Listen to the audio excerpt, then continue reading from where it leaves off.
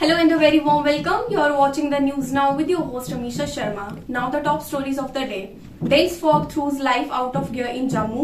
A normal life was thrown out of gear while air and rail operation remained hit on the fourth consecutive day due to dense blanket of fog gripped Jammu. The foggy weather condition will prevail for few more days while the chilling weather conditions continue.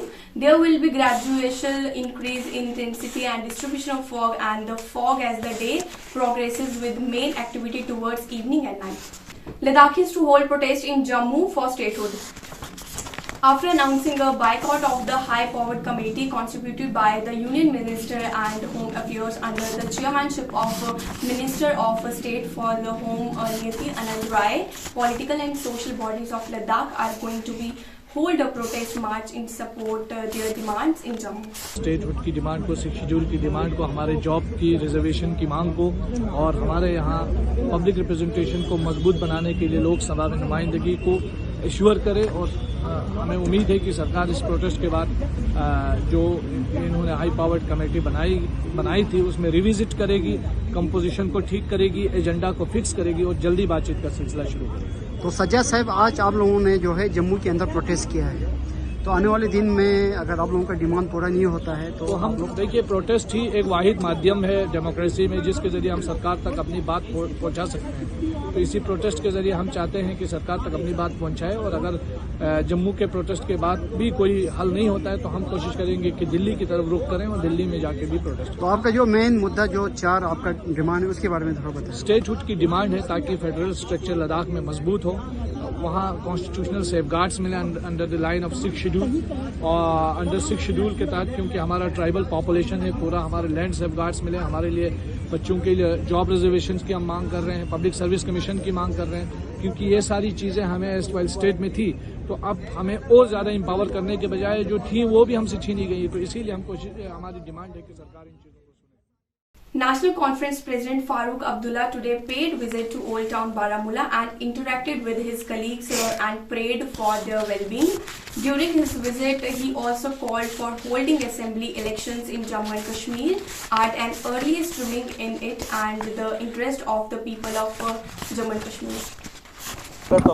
क्या कहूँगा, कश्मीरियों के साथ गरीबों पर भी है। Deadlines आती हैं और डेडलाइंस जाती हैं, कोई बड़ी बात नहीं। कल इलेक्शन कमीशन ने ऑल पार्टी मीटिंग बुलाई है, जहाँ बुलाई है तो हमारी पार्टी भी जाएगी इलेक्शन कमीशन के पास, सुनेगी उनने क्या कहना है, फिर अगर हमने कुछ कहना होगा हम भी कहेंगे वहाँ पे। और बताइए क्या चल रही है। स्टेज पर सोनिया गांधी वो 3500 किलोमीटर चल गई है। सर, स्टेज पर सोनिया गांधी की आपको 370 की इतनी फिक्र है?